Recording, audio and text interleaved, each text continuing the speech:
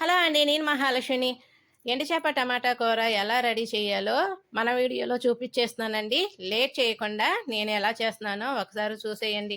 ముందుగా కళాయి పెట్టుకొని తగినంత ఆయిల్ పోసుకున్నాక చేపల్ని శుభ్రంగా కడుక్కోవాలండి. కడుక్కున్న ఎండు చేపల్ని నూనెలో ద్వారాగా ఏపుకోవాలి. నల్లగా ఏపుకోమాకండి. కూర టేస్టే మారిపోతుంది. ఈ విధంగా ఏగితే సరిపోతుంది.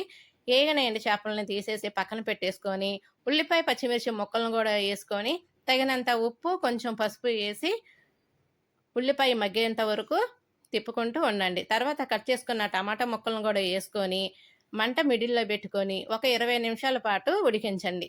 టమాటా ముక్క బాగా మెత్తగా ఉడికిపోయినాక సరిపడా కారం వేయండి. కారం వేసుకున్నాక నూనెలో వేయించుకున్న ఎండు చేప ముక్కలను కూడా వేసుకొని కొంచెం తిప్పుకున్నాక తగినంత వాటర్ అయితే తీసుకోండి. సుమారుగా 2 గ్లాసులు వాటర్ అయితే సరిపోతుంది. 2 గ్లాసులు వాటర్ పోసుకుంటే చాలండి. చక్కగా కూర ఉడుకుతుంది. ఇప్పుడు కొంచెం టేస్ట్ కోసం కరివేపాకు వేసుకొని ఒక 10 నిమిషాల పాటు మంట మిడిల్లోనే పెట్టి ఉడికించండి. గ్రేవీ పలసాగా ఉంటే బాగోదు. అలా అని మరీ చిక్కగా అయిపోకూడదు. కొంచెం ఈ మాదిరి ఉంటే సరిపోతుంది. చక్కగా గుమగుమలాడిపోయి ఎండు చేప కూర అయితే రెడీ అయ్యింది. రాగి సంగట్లో వేసుకొని తింటే ఆ టేస్ట్ అమోఘం. ఒకసారి మీరందరూ ట్రై చేయండి. అలాగే లైక్ చేయటం మాత్రం మర్చిపోమాకండి.